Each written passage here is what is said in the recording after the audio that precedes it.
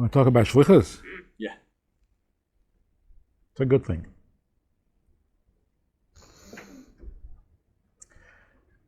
It's starting to look, I don't know if it's just me or becoming apparent to everybody. The objective, of course, is to change the world. And that means literally.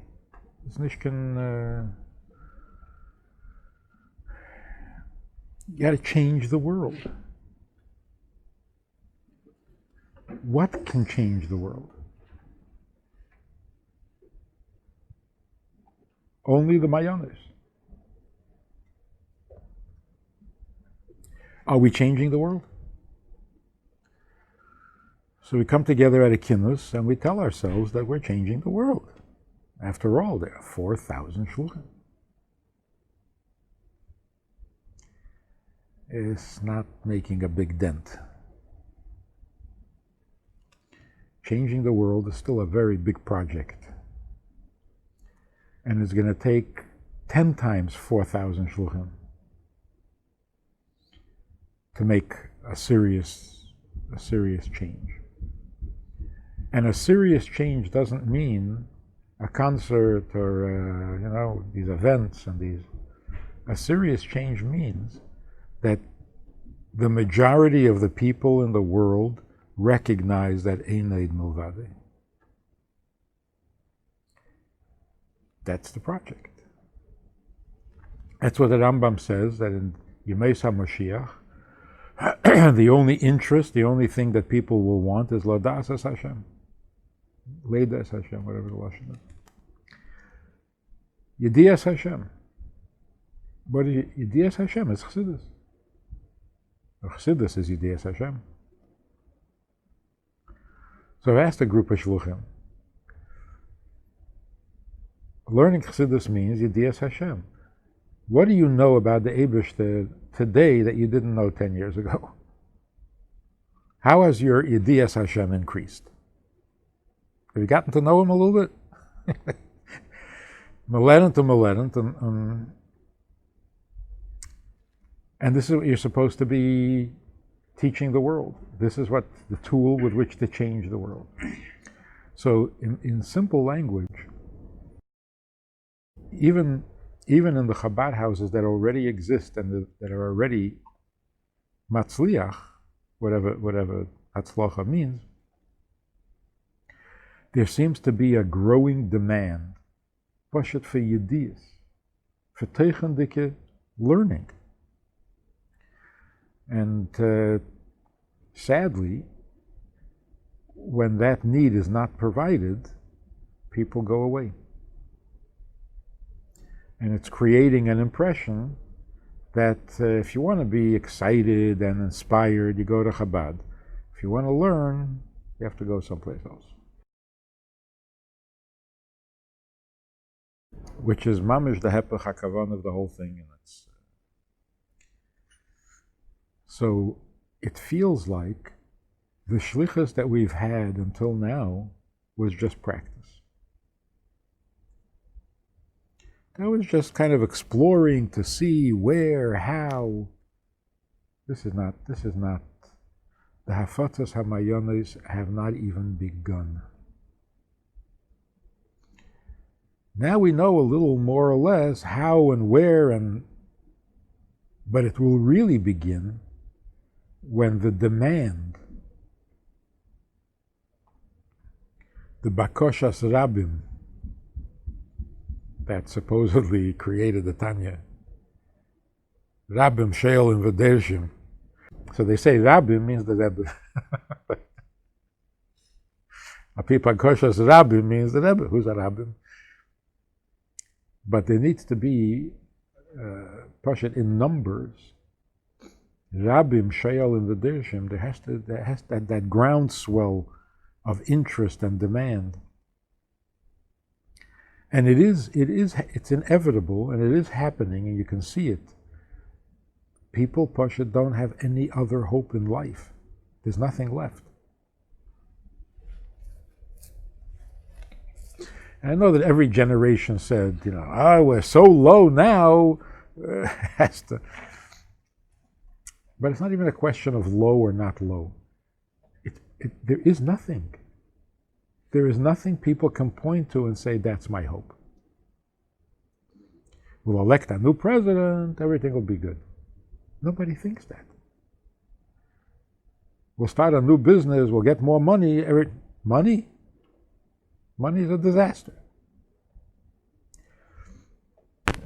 So all the gestures have fallen. All the idols are gone. So now there is a Rabbim Sheol invitation. The problem is the way we learn and the kind of information we gathered, that's not what the people want. They don't want a pilpul, and they don't want a discussion, and they want to know, Pashut, what's what? What's emes? So to go on shlichus, at least in the coming years, means that you have to find a way to Pashut teach people.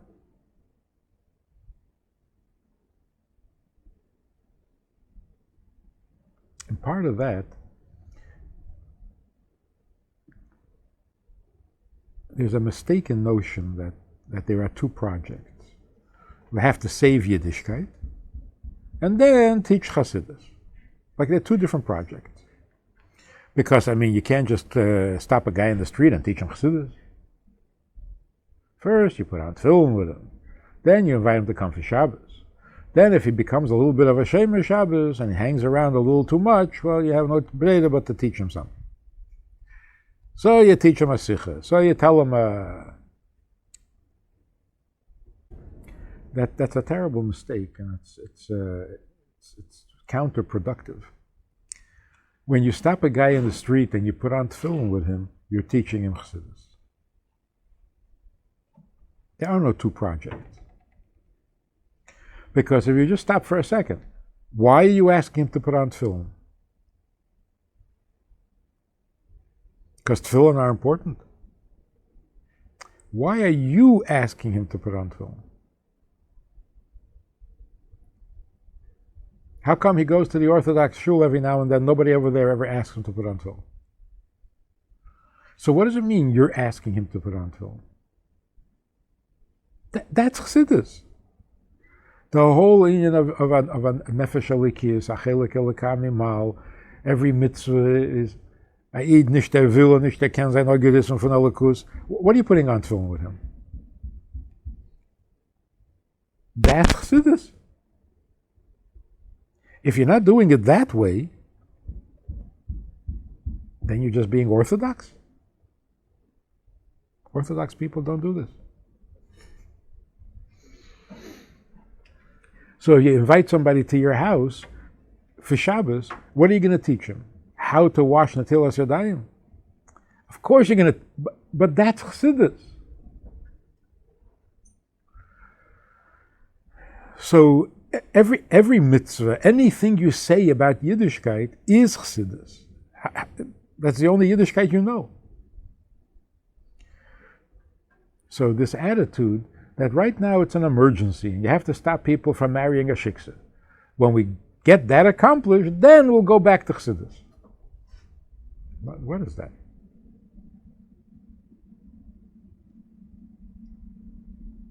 So, we should have to learn Chassidus in a way that it's a mayon.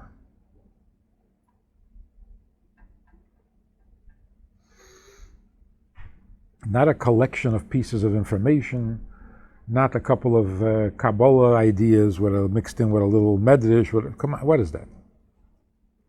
We should learn Chassidus like a mayon. A mayon means the original water that is the essence of life.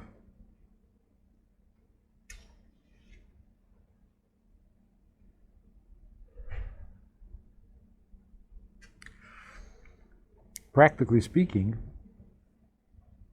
where do you go on shlichus? What do you do on shlichus?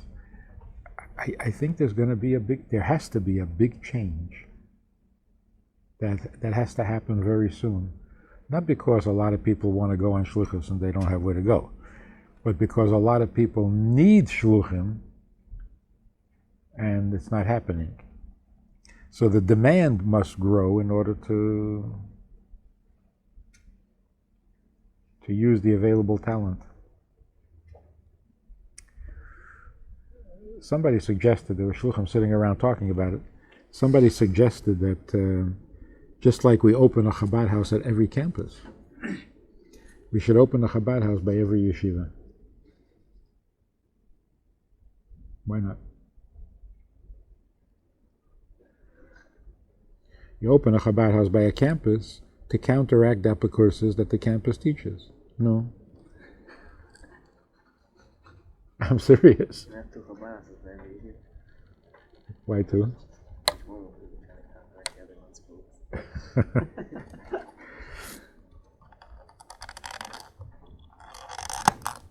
I mean, really, the upper courses that they teach at the yeshiva doesn't need to be fixed.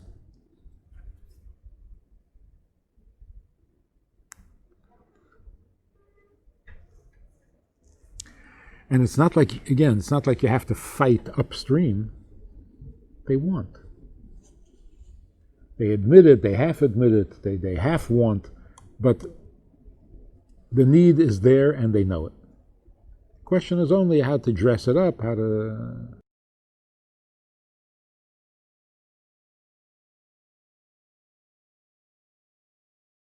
So imagine you're given a shlichus. Imagine you're already on shlichus. And imagine that you're invited to come and speak to a group of modern Orthodox yeshiva bachim. What are you going to say? What do you want to tell them? Where do you start?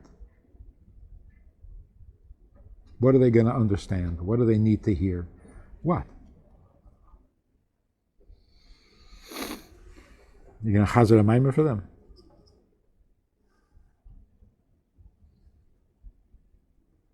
You give them a new pshat in a Rashi that the Rebbe, that was very exciting when you heard it. What are you going to do?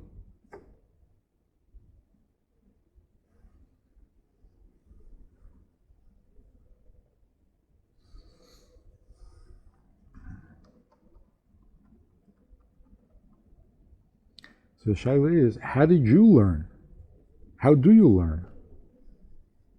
What do you come away with at the end of a maimer?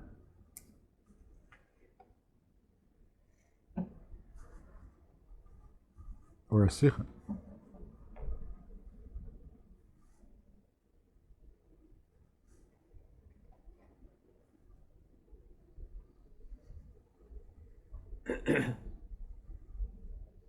Imagine you're talking to a frum guy, and he knows all about Yetzer Hara with Mises. What are you going to tell him that he needs to know?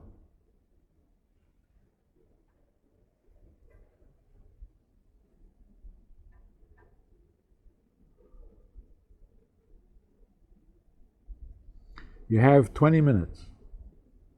If you don't get to him in those 20 minutes, that's it. He's not coming back. What can you say in 20 minutes? 15 minutes. You have to say something so basic, so fundamental, so ikrizdik, that he can't ignore you. He can't say, I have another pshat. Pshat. This is real. You know, there were shluchim, even non-shluchim, but people who went out on shlichusen, who would write to the Rebbe either asking, what should I say? Or, this is what I said, is it good? You know, people did that. I mean, the famous story with Rabbi Weinberg, that he used a mashal with a Sefer Torah, with an ois, and the Rebbe corrected him. So that was before he spoke. After he spoke. He was reporting what he said. And so people used to do that. Should I say this? Should I say that? What should I say? You have to know what to say.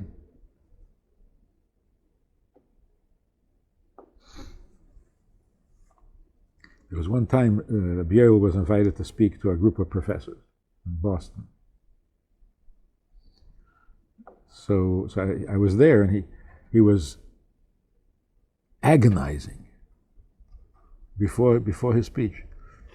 Will they understand? This is what I want to say. Will they understand? Will they understand? I said, yeah, they'll understand.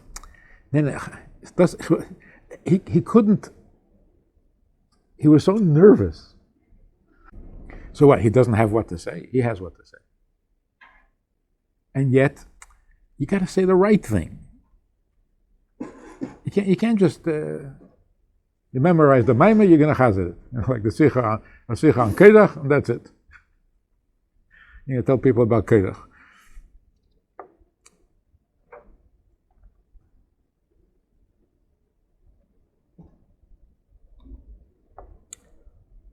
Of course, there are certain subjects that everybody needs to hear, everybody can hear, everybody should hear. Those are the fundamentals, the building blocks. But it has to be by you. It has to be as clear as day. So that when you speak about it, it's not a speech and it's not a pilpul and not chaziring something. It's what it is. Ados it is.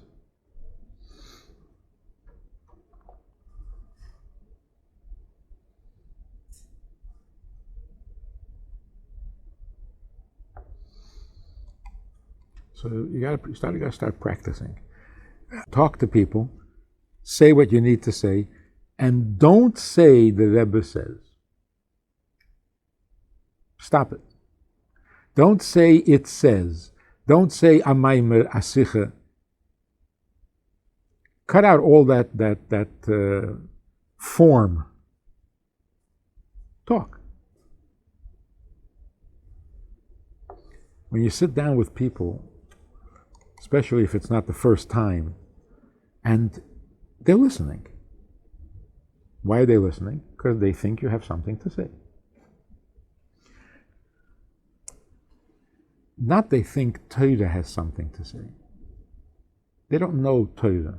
They're sitting in front of you. They came to hear you for whatever reason, because you're the rabbi, because you're the whatever. You're they don't care about that. They're looking at you and they want to know, what do you think? What do you have to say? And you start right away.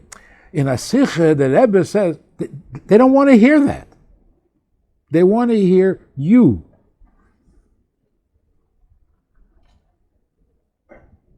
Because if they're impressed with you, they'll come back a second time. If they're not impressed with you, so they'll go learn the sikha themselves. Or they didn't come to learn a sikha. They came to hear what you have to say. They're checking you out. So you have to speak from you. What do you think? What do you know? So, well, it says Nasicha. Don't do that. I mean, it doesn't mean that every time you put on tefillin with somebody, you have to give them a whole drasha about Teres and Baal Shem Tov and Nefesh Hashem is B'Yisrael. But that's what you should be doing. You should be approaching Achelik Elokah Mimal and giving him his tefillin. And somehow that will come across, even if you don't actually... And certainly by you don't feel like you have two projects. So the Shaila basically is like this. I remember there was a Fabrengen. Certain Fabrengens stick in your memory. It was a Fabrengen at Shri Shal Pesach. It was in, at that time, the kitchen, the lunchroom for 770 was 676 Eastern Parkway. It was a dormitory and it was a kitchen. So Shri Shal Pesach, there was like a series of, not a series, but a number of Fabrengens going on at the same time. I don't know why, like, it's work, I don't know, Dafke Shvi Shal Pesach, everybody verbringt. Psholim was verbringing in this corner, and by Jacobson was verbringing, Shmuel Witten, and Hadar Teure was verbringing with Dr. Block. David Raskin, famous verbringing about Talucha.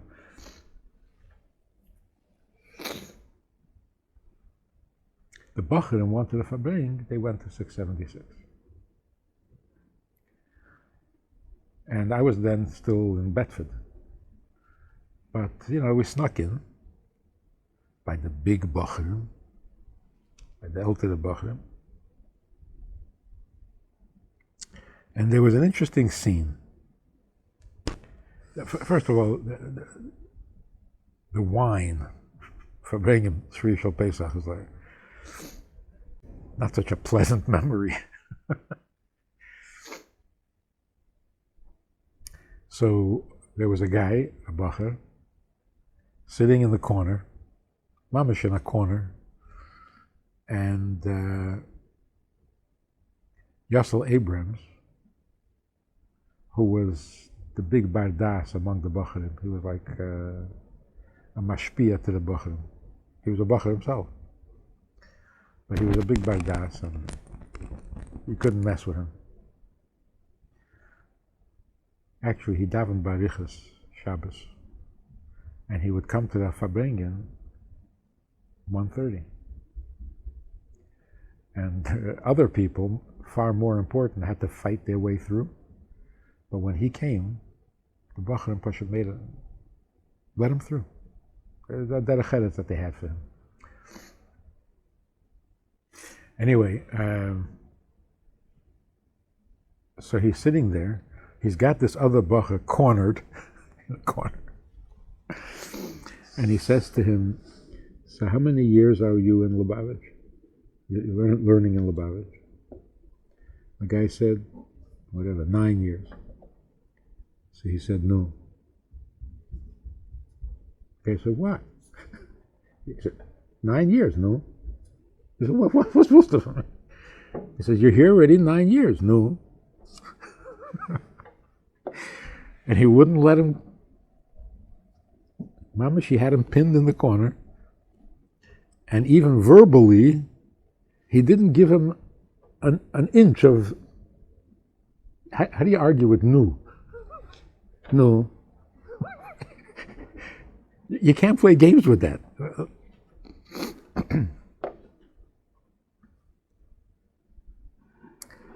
and the other bacher was reacting like a typical bacher.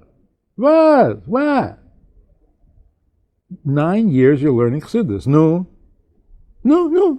What? There's no cheshbon. There's no accounting. There's no. Yeah, that's what I'm learning. So what do you want?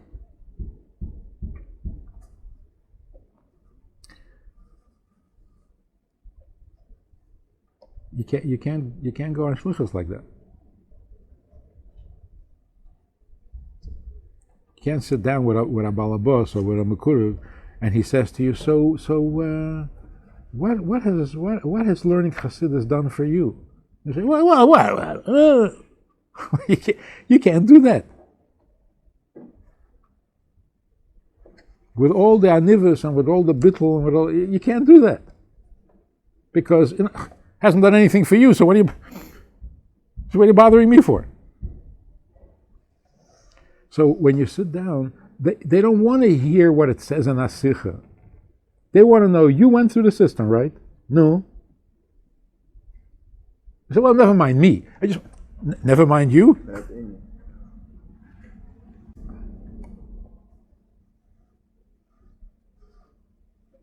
So it sounds weird and it sounds strange to say, don't quote the Rebbe. But you got to stop quoting the Rebbe. You are the quote. That's what it means to be a shliach. You are the quote. A quote doesn't quote.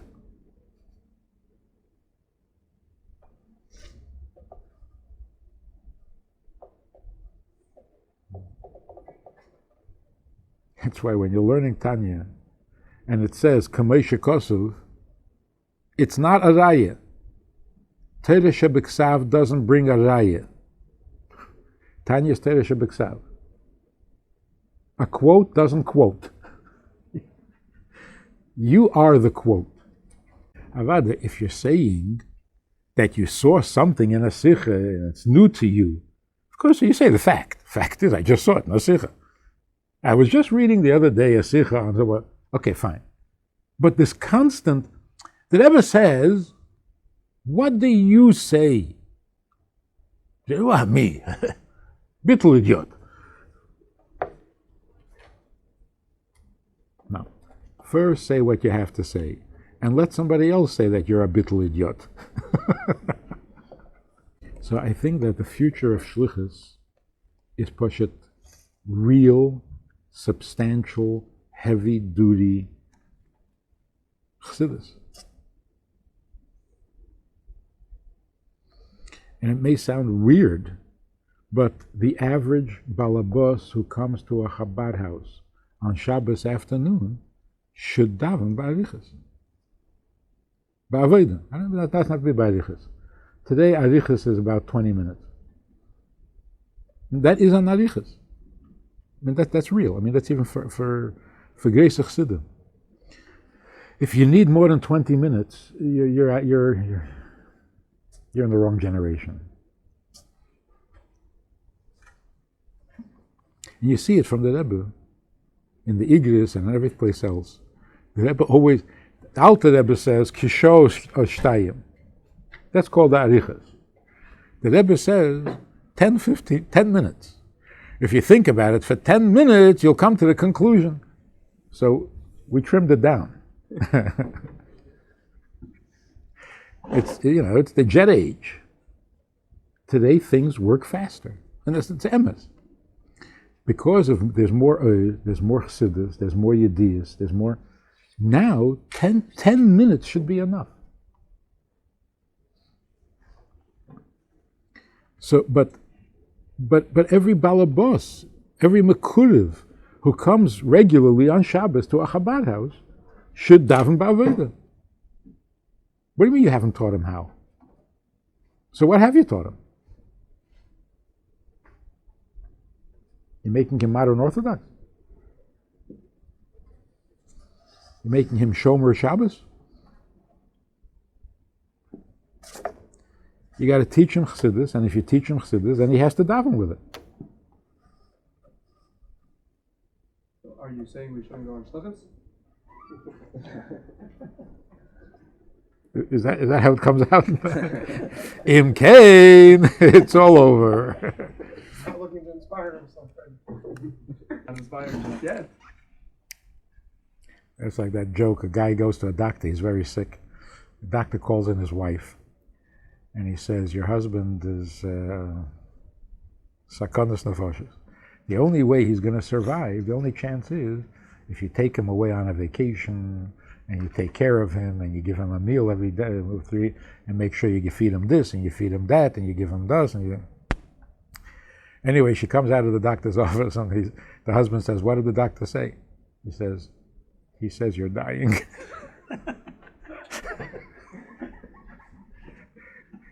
If that's what it takes to go on shlichus, then. So if the Matar is Afatz Mayonis. So it is right for a shliach to say that my only inspiration should be from the Rebbe, because my purpose is Afatz Mayonis. Yeah. So therefore, anything else that's not from the Rebbe, I can't say, even though I'm not holding there yet, that it inspires me yet. But something else I can't do because that's not the purpose. Mm-hmm. So till he's inspired, he has to quote the Rebbe. Right. Pasha al pi halacha. You have to quote your sources unless it becomes nesachid with you, then you don't have to quote. So people want to know not what you remember as a quote, people want to know, what have you become? From all of this, So what have you become? What has it done for you? You say, well, me. If you dismiss yourself and you're not the quote, then you can quote this, he'll quote you back something else, from Shakespeare. So in the early years, before shlichus became, which didn't happen until the 60s, or Lameds. I remember sitting in class in 770 among the group, and we would talk about going on shlichus. It was like, should we, shouldn't we? It wasn't. Shlichus. And there were those who said yeah, and there were those who said maybe, and it was a topic, It wasn't a finished conclusion. And this was in the late Chavs. In the early years, the Rebbe wrote to many people who asked personal avodah. And the Rebbe's answer is im hazulas. It was like the beginnings of like preparing the paving the road to shlichus. Your own avodah im hazulas. Sitz nicht unter den Talus. Because who knows what's going on there. Under the talus is im hazulas. Whatever you're going to do it im hazulas. And that keeps the chayis, it keeps the interest and the geschmack of hafotzas hamayonis. It keeps it alive, and it whets your appetite. So even while you're sitting in Kailul, you're sitting in Crown Heights, you got to be doing some shlichus. You got to be learning with somebody. You got to be, and when you see the chayis with which they react and they respond, then you realize what you have. Because if you went through yeshiva, I'm just looking in the office over there, my brother's office, there's a picture there of a Fabrengen with David Raskin, and Mendel Futteras. They're dancing on a table upstairs in 770. So it looks like it was the end of the Fabrengen Stama, and David looks really drunk, and he's dancing with Mendel on the table, and there are Bachurim standing around. They were young Bachurim because they don't have beards yet.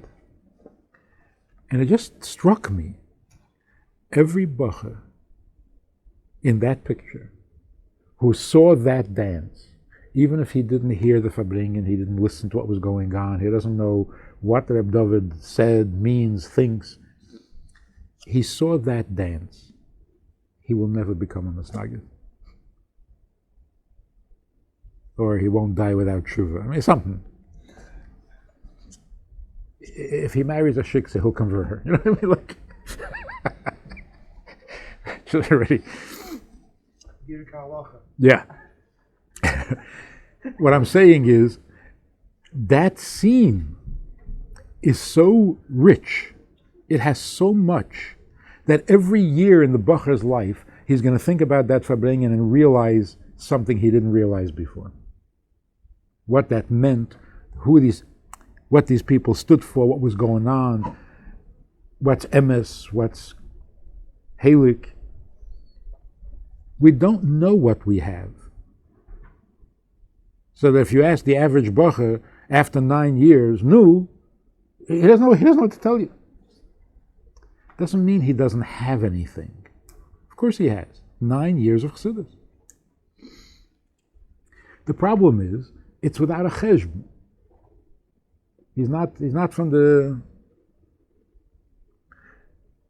Abal Nefesh. Abal Nefesh means that you live with a cheshbon. So he didn't live with a cheshbon. But if somebody could unravel what he has, it would be very rich. So when you learn with somebody else and you see their reaction, then you realize what you have. Then you realize what you're saying that you never realized before.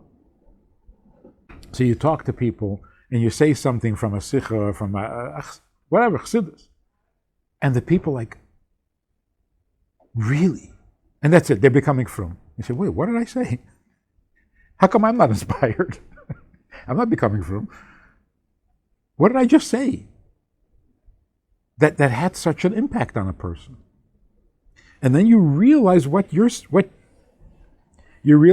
have and what you're carrying around that you never appreciated because you take it for granted. I don't know why the yeshiva does it or the Eitz Hara or I don't know. Yeah, it's the yeshiva.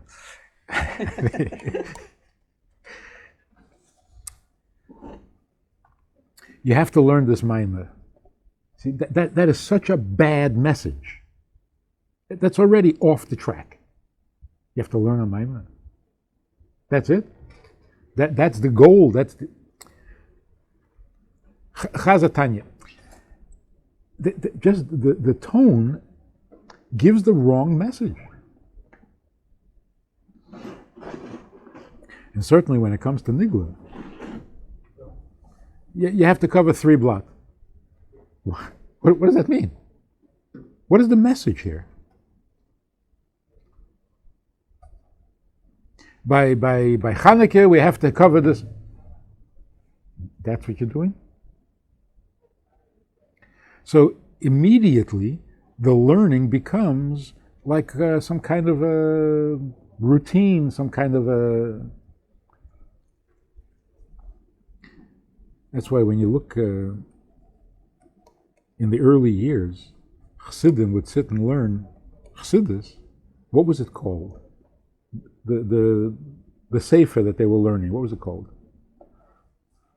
It was called Abichel.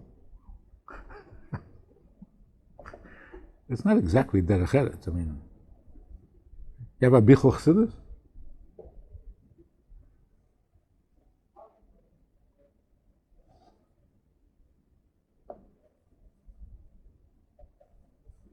What was that story? The Rebbe in France was holding a mimer and he folded it. You know the story? I don't remember. Some guy came over to him, an ältere Chassid, and he said, "Junger Mann, nicht dass halt man not familiar with the story."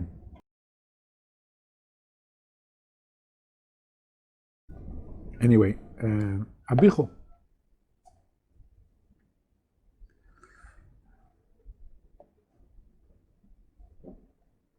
When the Rebbe, in earlier generations, the Rebbe said a maimer, what was it called? What, huh? Chassidus. The Rebbe gesagt Chassidus. Gehert Chassidus. They didn't turn it into a project, into a ritual, into a... So to some degree, the yeshiva is responsible for making it something other than... So one year, when the Rebbe was giving it, I think maybe the first year that the Rebbe actually it was the only time. It was the only time the Rebbe gave out Tanyas personally, and not soft cover. The hard cover Tanya. So it was Yud Aleph Nisan Mustama, yeah? When did the Rebbe give out Tanyas? Aleph Nisan. So the next year after that, the Rebbe gave out Tanyas through the koil. There were boxes and boxes, and then the guys in the koil gave out the Tanyas. I remember that because you could take a Tanya for every member in your family.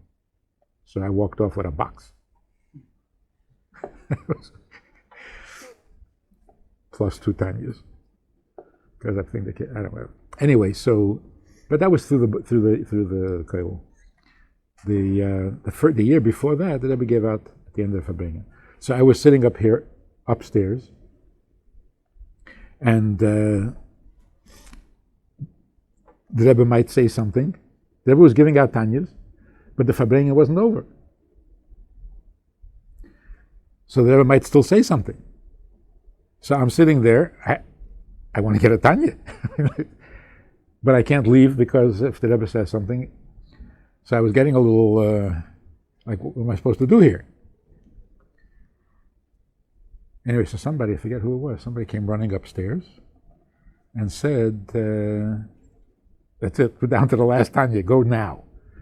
So I ran downstairs and I think I was the last.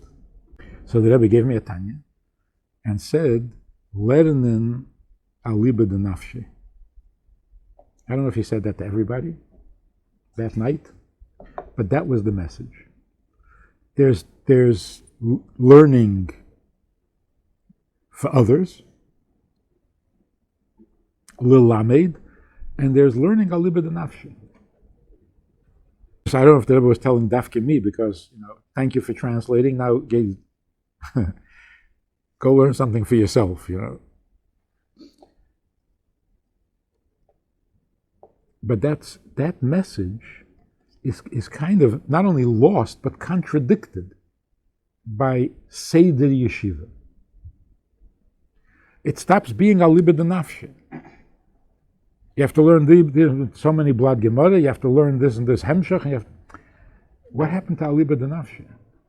So if the yeshivas, the mashpiyim, were more effective or more focused or whatever, they would say, Nem dem Maimer und vera chosid. Don't learn the Maimer. Here, vera chosid. A bacher just yesterday asked the same question about, you're told to do this and to do that, and you have to follow the time schedules with Maises. What is that? That's tzich hakelim. That's not Chassidus. Kabbalah Soil. Kabbalah Soil is not Chassidus. Kabbalah Soil cleans the kelim, creates the path so that Chassidus can get through. Kabbalah Soil is not a tachlis. It's a method. So what does it mean? Kabbalah Soil means stop fighting. They tell you 6 o'clock. It's come 6 o'clock. What are you fighting for? They tell you learn this mimer, so this mimer. But that's not a tachlis. Folgen is not a tachlis. You have to be able to do what you're told so that it doesn't get in the way of what you need to do. So even Kabbalah Soil can be. Kabbalah Soil is a chelik of Aveda Pnimis, not Seder Yeshiva. Either Yeshiva gives you a Seder, fine. So that's part of the removal of the interferences, that you're not inflexible and you're not. So I'm not saying that the Seder of Yeshiva, that you have to learn this Maimah, you have to learn this Gemara, you have to learn this many. I'm not saying that's not a good thing. It's the attitude. Gerade there are things in the yeshivas, in our yeshivas, that are not lefi hakavana. Not lefi hakavana. L'moshel, I'm quite sure that the Rebbe didn't want 12-year-olds to learn Gemara. But the yeshivas wouldn't cooperate. The Rebbe wanted a couple of years of Mishnayos before you start Gemara. Okay, so that's a besonder. In the Yud Shvat Maimah, from I don't know, one of the years, the Rebbe says over there that Chet Eitz Hadas was Hepech HaRotzen, but Lefi HaKavana. Yeah, you know, it's a subject that people basically want to stay away from. It sounds dangerous. The implications are, like people say about the Rebbe. He said no, but he really meant yeah. You're starting up with the Eibishter like that also. The Eibishter said no, but we understand what he... It's a very dangerous thing to... But, it's emes. It's emes. It's hepech haratzon, but lefi hakavana. So, l'chayra, it's like, how do you take that and teach it to your Chabad house Mekuravim? Oh, no, that's not for them. That's not for them. There's no such thing, it's not for them.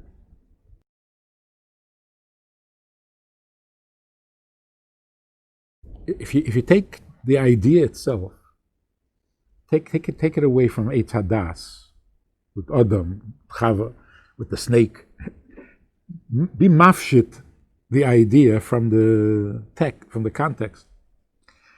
Every kavana is hepech haratzon.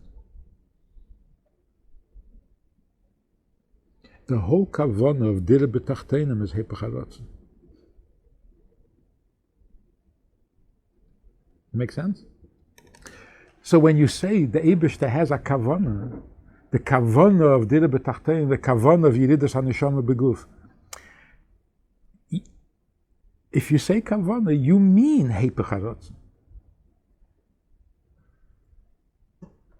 Lama hoisa kazeis lefanav yisbarech laheided and the neshama meigre rama lebira mikta. What does that mean? Lama hoisa. Lama means it's against ratzon. The Eibishter doesn't want to send a neshama meigre rama lebira mikta. It's hepech haratzon. Narvas. There's a kavana. So as soon as you say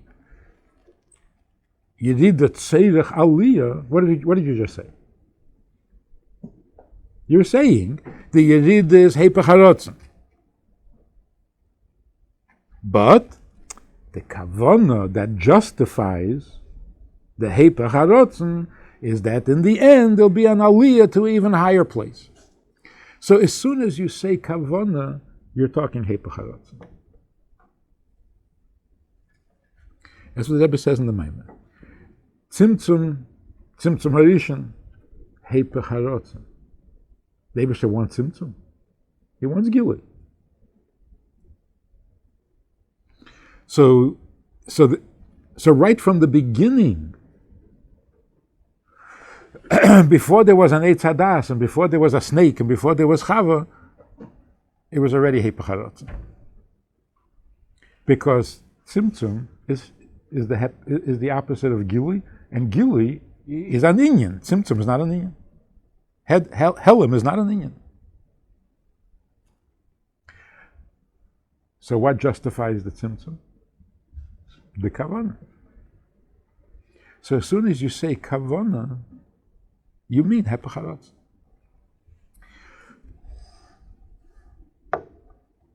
So I was talking to Chassidus the other day, and I don't understand it, but there is some kind of a connection. The whole inyan of hashpoa atzmis is hepech haratzon, aber lefi hakavana, and that could be what it means that ki'ilu kofei shed. You know what I'm talking about? It says that the right way to be intimate is ki'ilu kofei shed. What's meant? If it's something that you do because of a shed, then don't do it. It's a pretty scary kind of, I mean, if you take it literally, it's a little discouraging, to say the least. A shed?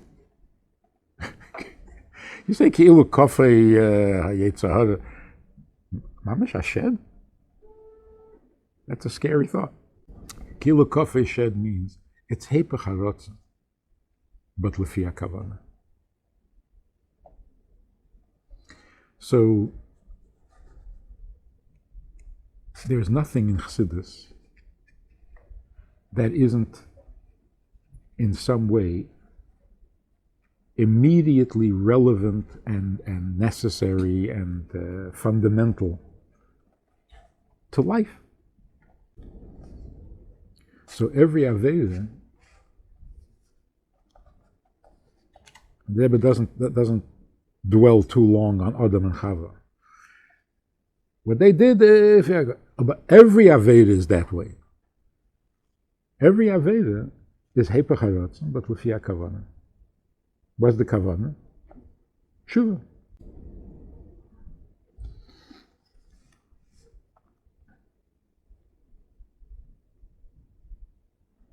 So this, I'm just trying to show, you learn Chassidus, and you know that you understand it when you can drop all the language, the codes, you know. What's up with Adam, with Chava, with the snake, with Gan Eden, with the Netz Hadas? What did you just say over here? What did you just say? It says Hepech HaRatzon but Lefi HaKavana. Drop the Hebrew. Talk. Say something. Then you know that you've understood it. So again, it sounds a little bit strange, but the Biel on occasion will actually say it. Du verstehst. Was steht da? Sag mir nicht kein Maimer. Don't tell me what the Maimer says. Tell me something. Forget the Maimer. It's dangerous language. What's up, Maimer? Tell me what you know. What did you just? I mean, he himself will never say something that he doesn't have a direct quote from a Maimer. So he's like Mahadir in this. Tani Zogen kenegene Wort. And if he doesn't remember exactly the Lashon, then he's not going to discuss the whole thing. That's from one side. On the other side, when you do say it, say it. And that's negeya, not just, it's not a training for shlichus. There's no training for shlichus. And bekavana. It's not even Hepech HaRatzon. There is no training. There's no. You sit in yeshiva for 12 years. What more do you need? That's not enough training? Yeah, but how do you teach? How do you teach? What you know. Mahu. What you know, that's what you're going to say. That man's Yiddishkeit, if you give an answer you don't know. Yeah. That's a klal gadol b'Torah. To give an answer that you don't know is always bad on any subject. Now, the first question, I think, the right reaction to what you're saying is, you've been doing this all your life and you don't even know why bad things happen to good people? How come? How did you do that? What kept you going and you didn't even have to explain to yourself why bad things happen to good people? So you can say, oh, you're a hypocrite. Maybe, but let's look at it a little closer. Taka, how does a person serve the Eibishter and not even be bothered by the question of bad things happening to good people? In other words, is there something valuable and positive about that? I mean, how did you do it? You didn't think. But you're obviously an intelligent person. What do you mean you didn't think? He's not. That's a very distinct possibility. But let's assume. But let's assume you're talking to an intelligent person, and the question never bothered you.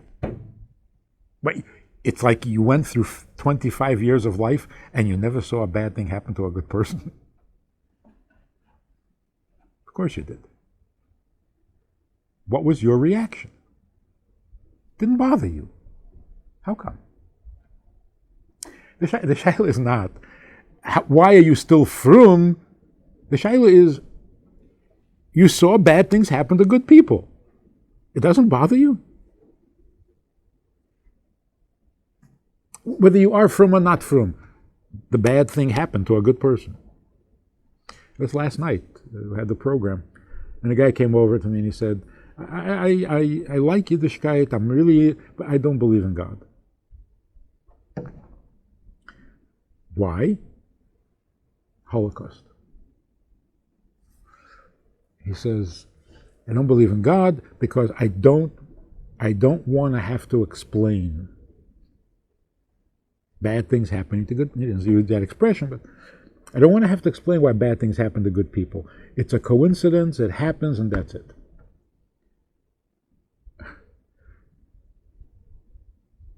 So I said, that's fine. I don't know why you want to call the Eibush a coincidence, but you can call him whatever you want. So what do you say? What is your response? Bad things happen to good people. It bothers me. So what's the answer? The answer is, listen, coincidence. You can't fight coincidence. That's what. So why is it so difficult? Instead of calling it coincidence, you can't fight the Eibishter. You know, the Eibishter does it. What are you going to do? You don't want to call it Eibishter. You want to call it coincidence. What do you gain by that?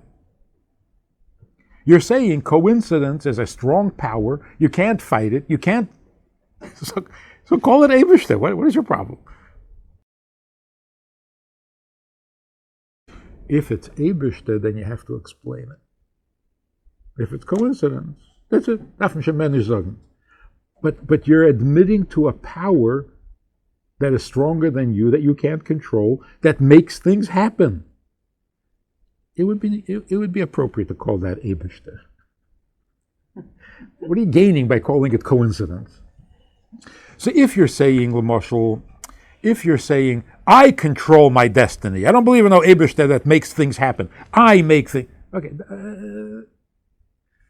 that's a position, you know. But if you say, no, we're helpless, and we're, because coincidence, it's going to happen whether you like it or not, and that's what runs the world, and that's what, with the bumper sticker, it happens. You know what I mean? It happens. What are you going to do? Oh, so you're admitting that you're not the Eibishter. You're admitting that you're not in control. You're admitting that you can't make the. So was Costas did. Once heard a guy says, coincidence is God's way of remaining anonymous.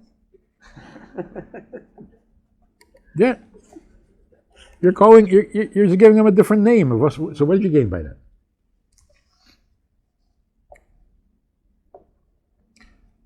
There is something healthy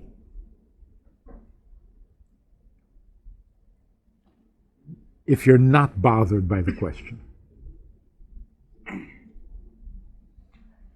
The only thing missing is the hezbollah. How did you get to such a matzav that it doesn't bother you? But that basically, that is the no matter how you put it, and there are plenty of letters from the Rebbe about, this question is very common. No matter how you word the answer, it always comes back to the same thing. This is an issue that you have to deal with. It has nothing to do with whether you're frum or not. So that's this particular question. Yeah. But I'm not talking about particular. Not everyone thinks the same way always. Yes. But anytime you say, I don't know, on any question, and the person is thinking, wait a minute, you're the rabbi. You get up every morning and put on tefillin. You never carry a key on Shabbos. And you don't know. Add 2 and 2 together. You don't know the answer to this question, and you will not carry a key on Shabbos. What am I seeing here? No, you're seeing an ability to accept reality. The person who's not frum and is bothered by the Holocaust, he can't deal with it. It disturbs him. How come not knowing doesn't disturb you? So you could say because you're an idiot. You're a thoughtless person. Well, won't people say that sometimes about the rabbi? Yes, until they get to know you. That's the stereotype. The stereotype is religious people have no brains. They just follow blindly. Once he gets to know you, he says, wait a minute, you're not an idiot. So how come? In other words, everyone has the question, not everyone can handle it. How come you can handle it? It can't be you don't know the question. You never heard of a Holocaust? It was in the papers.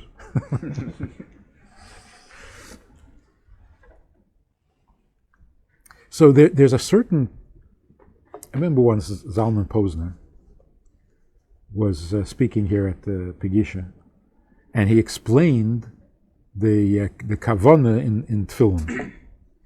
Shibud HaMeich V'Halev, the heart and the brain and the hand, they go down the hand, and he presented it beautifully. And the students were just sitting there with their mouth open, because they never thought there was anything deep or seicheldik to Yiddishkeit. And at the end, when he finished, this one guy said, like with his spilus, he said, "That's what you think every time you put on tefillin?" And Zalman said, "Nah, I just put them on." And that made a bigger impression than the whole speech.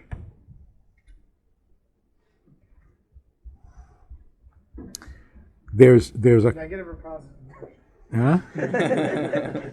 Negative or positive impression? Positive. This is my Tzoi Shabbos.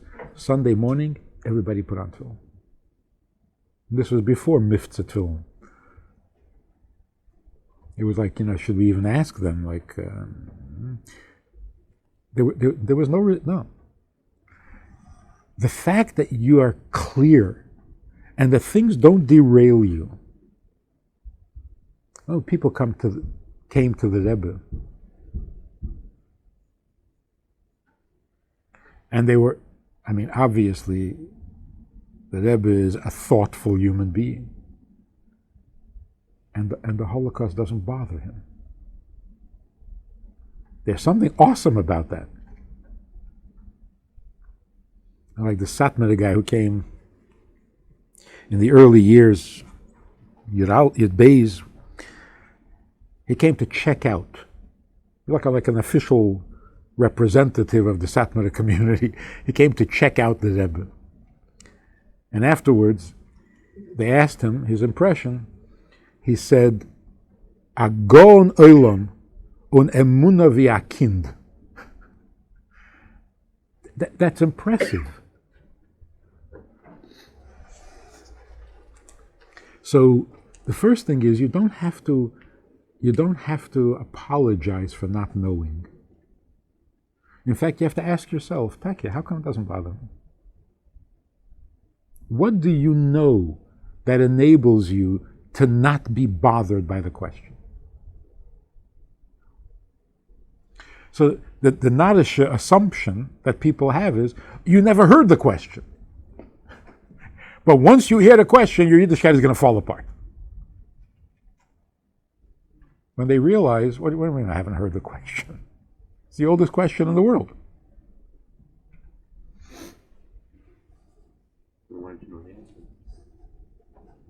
So you can ask one of two questions. It's the oldest question in the world. How come you don't know the answer? Or the question you have and the problem you don't have. How come? How come people who know the question have a problem and you don't have a problem? There's something healthy about you. They want to know what that is. So you have to ask yourself, Taki, how is it that I'm still putting on tefillin after a Holocaust? And so when people ask these questions, you're discovering yourself. You're getting to know things about yourself that you never realized. You do have something that enables you to put on tefillin after a Holocaust. What is it?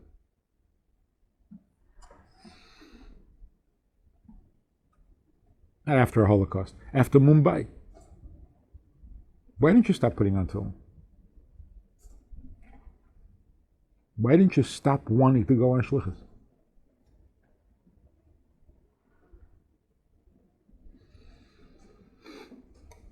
It's a very good question. And you have a very good answer. Not a hesber why there was a Mumbai. And I think that ultimately that's what people are really asking.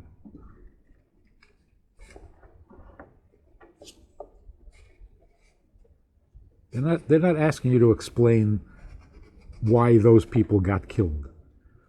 They want to know, how do you continue? What keeps you going?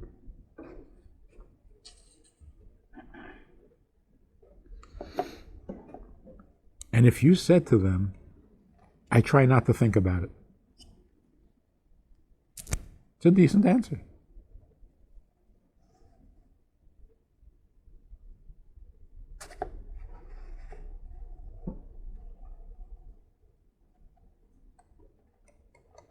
So the punchline of it all is Yomim Boyim.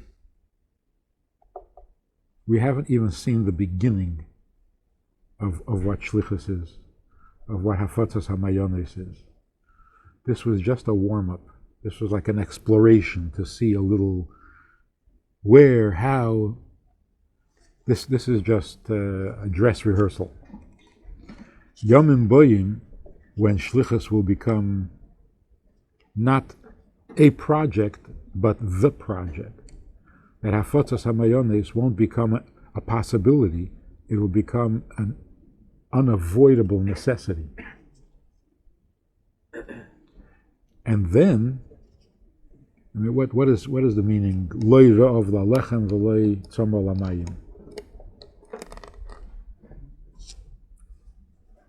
The Navi wants to say that there will be a tshuka for Elokus, for Dvar Hashem.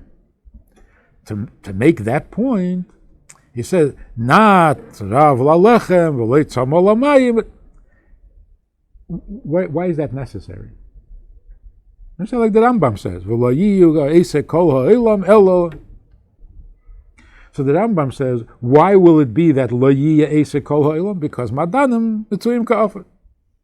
You won't have anything else to do. Have boredom.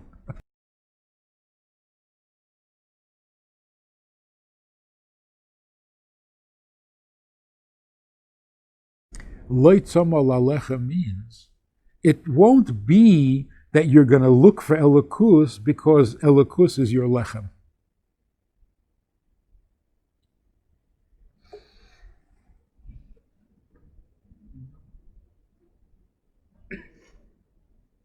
Hey kol tzoma l'chulamayim.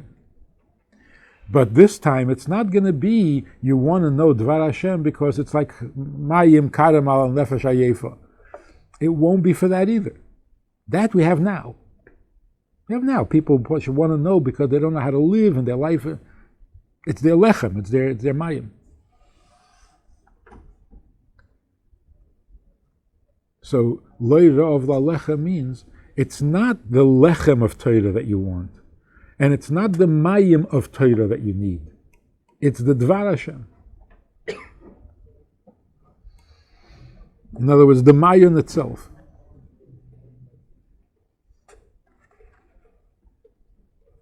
And that really hasn't happened yet.